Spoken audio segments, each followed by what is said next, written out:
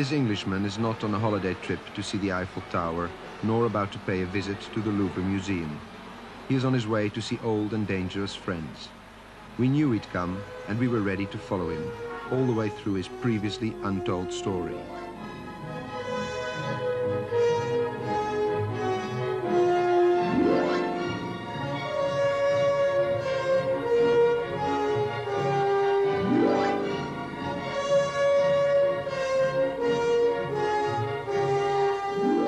He's a political activist, an extreme right-wing agitator from the East Midlands, deeply involved in a violent European brotherhood of extremists, ideologists and gun runners.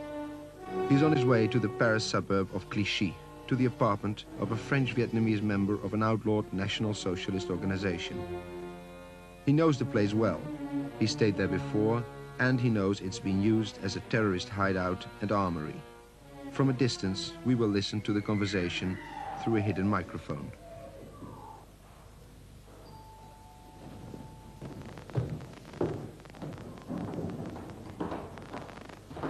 Yeah.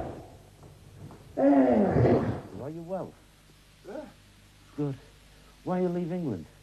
Troubles. Troubles. Police. Can you? Yeah. Ah, you don't know my brother. Min! Il se présente là. Ray Hill. Hello. Nice to meet you. Is there anything happening? Here, in France? Yeah. We have some troubles with communists, so no way. You still got the M16? Yeah, it's always possible to buy them, because it's legal in France. Look that, it's legal, hold that. Beautiful. That's the 44 Magnum. A Ruger, 44 Magnum. How much? 2,000 francs. Not much. No. What do you see? I saw rifles, which were, he described to me as 44 Magnums. How many? Two of them lying on the floor. What else? And he opened the cupboard and had what looked to me similar to the old Sten guns. Now, I recall Sten guns from my military service 20 years ago. That's automatic weapons, you mean? They're semi-automatic. Semi-automatic. They appeared to be so, but I'm no weapons expert. All I can really tell you with any degree of certainty is that there were guns, you know. How many on total did you see? Half a dozen, I'd say, 4 in the cupboard, 2 lying on the floor. Are they for sale, these weapons? Yes. I was offered a 44 Magnum for 2,000 francs, I think it was. And the others? The other weapons? No, His friends in the extreme right-wing movements in Europe possess guns, ammunition, explosives, and they use them to injure, maim, kill men, women and children for the sake of violence and in the pursuit of political goals. Creating terror and spreading propaganda of hatred are closely linked, sometimes even embodied in the same persons and organizations. When it comes to mixing the population with Asians, with Africans... The British National Party launches its 1983 anti-immigrant election manifesto. And next to party leader John Tyndall, ex-National Front chairman, we again meet our Paris visitor in his official role as parliamentary candidate. My name's Raymond Hill. I'm generally known as Ray.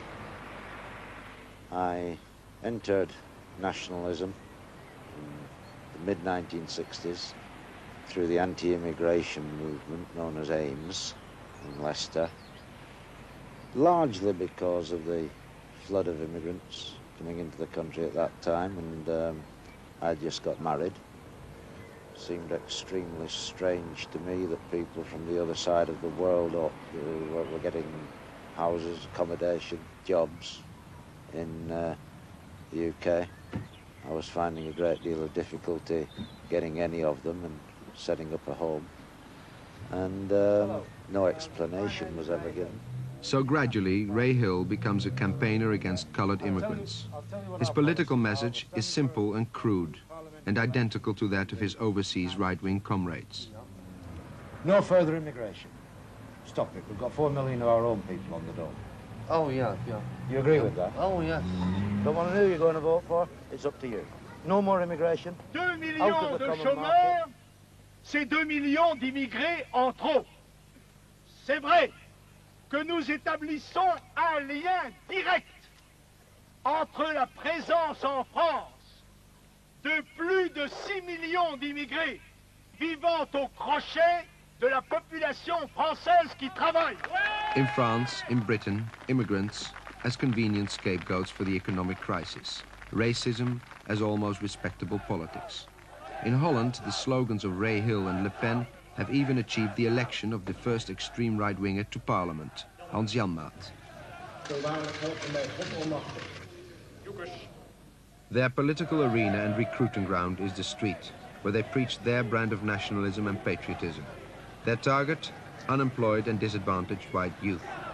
Here Ray Hill, star and leader in the British movement, excels.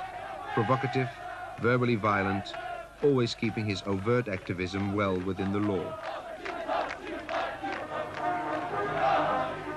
But meeting in secret with his European counterparts, the varnish is stripped. This is the same Ray Hill, flag bearer of the League of St. George, Britain's elite Nazi club, during a clandestine international Nazi gathering at a British war cemetery in Belgium.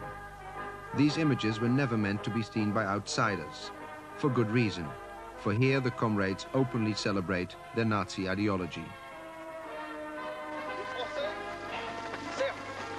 Mais les Flamands, les Espagnols, les Américains, les Anglais, toutes les nations blanches de notre race qui a su construire la civilisation que nous connaissons, ont à combat une guerre totale à mener contre un ennemi impitoyable. These men all play political double acts. On the outside, they preach pseudo-respectable right-wing politics. In reality, they are violent racists and above all anti-Semites. La révolution nationaliste. Cette révolution qui verra une Europe unie, blanche, débarrassée de tous les parasites qui empoisonnent, c'est-à-dire les immigrés de couleur, les francs-maçons et les juifs. Cette Europe de demain, elle est déjà présente dans nos cœurs. But I came to realize there was a common motivating factor, and it was hatred. Hatred directed at immigrants, at Jews, at whoever, at anyone who didn't agree with them. Anyone motivated by hatred must be dangerous. But of course, in the mid-1960s, they burnt something like 30-odd synagogues down. However, I thought that at that time it was a small section of wild men who'd gone over the top. It wasn't really, it was only the tip of an iceberg. And this, of course, is happening now on a far, far wider scale with the youngsters of today. Synagogues no longer being the favourite target, but Pakistani-owned shops, houses even. Very common. And boasted about. Proud of it. Yeah, proud of it.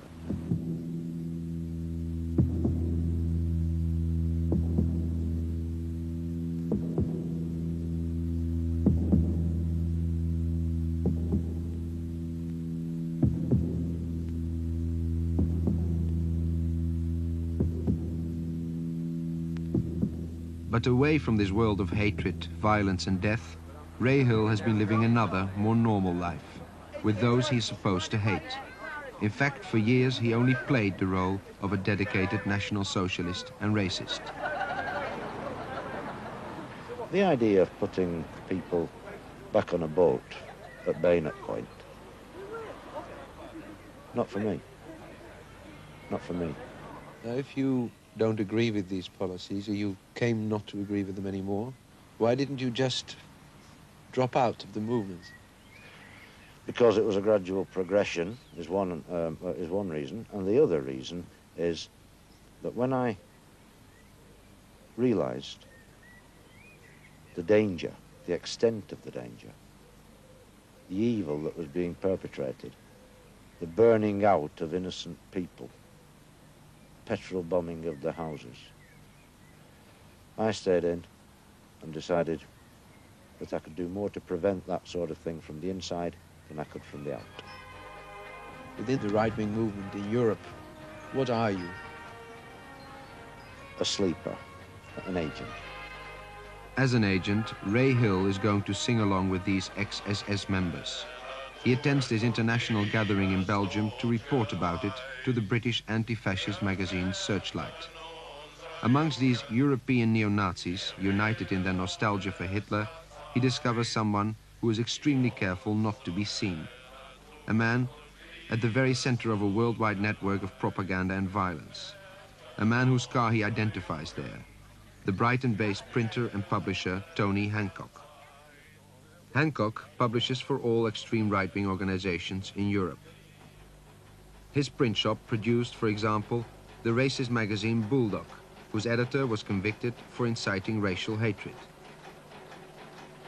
Anti-Semitism is basic to most of his material, which whitewashes Nazism by denying the murder of 6 million Jews by the Hitler regime, and is produced in many languages. A former friend and collaborator of Hancock is the ex-chairman of the National Front and the National Party, John Kingsley Reid. All the organisations on the right would have difficulty having their material printed and published if it wasn't for the existence of the Hancocks. There was a booklet printed by the Hancocks, which was written by Sandra Ross, which was a pseudonym for a member of the National Party. The Hoax of the 20th Century was a book which was published and printed by the Hancocks for sale abroad. The Hoax of the 20th Century, what is it about? The Hoax of the 20th Century is written by one Butts, an American, who claims to be a doctor, I don't know what of, and wrote a book which intends to show that the so-called genocide of the Jews and the Hitlerite regime's attitude towards Jews, the concentration camps, was not in fact true, and that this is a major hoax which has been exploited upon the people generally through the media and largely by Jewish design. The Hancock operation is aimed at making Nazi ideology acceptable and respectable by denying its crimes. It is a hidden underground operation. But through Ray Hill, we trace the Hancock printing works to this industrial estate in Sussex. Hancock must know that what he produces offends and incites, for here he hides behind the facade of a plastics factory. Sign down there on the ground. The Hancock, the printers were in there, right? Yeah. And they're no longer here? No, they're still there. But they're not running every day? No. They come in now and then. How often about? 2-3 times a week. And do the people here know what they print? Got a vague idea, yeah. What do you mean a vague Put it idea? this way, I made him a bomb-proof letterbox.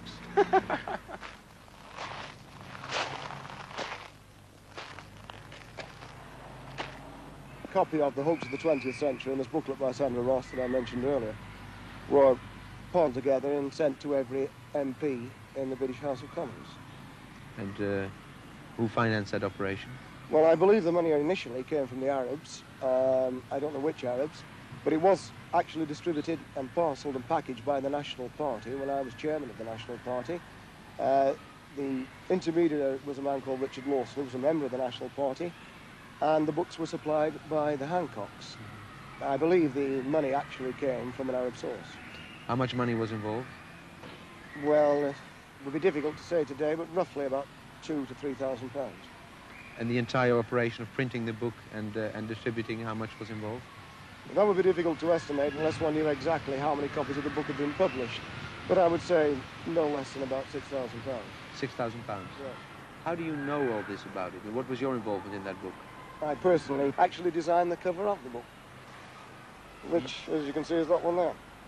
You designed the cover? I designed the cover, yeah. Does it surprise you, Arab money, for this kind of literature? No, it doesn't. The conflict has always existed historically between Jews and Arabs. It isn't surprising that Arabs would fund something which would discredit Jewish history or Jewish claims. But politically, it would embarrass them to be seen to support extreme right-wing literature or racist literature, wouldn't it? They couldn't afford to be too overt about it, and quite obviously Arab money would not go to organisations such as the National Front or the National Party directly, because they are parties which are known for being anti-immigration, anti-coloured immigration, and many of the coloured people, the Pakistan element in particular, are Muslim, the Muslim Brotherhood is such that it would be very doubtful if the Arabs would want to be seen to support anything of that nature.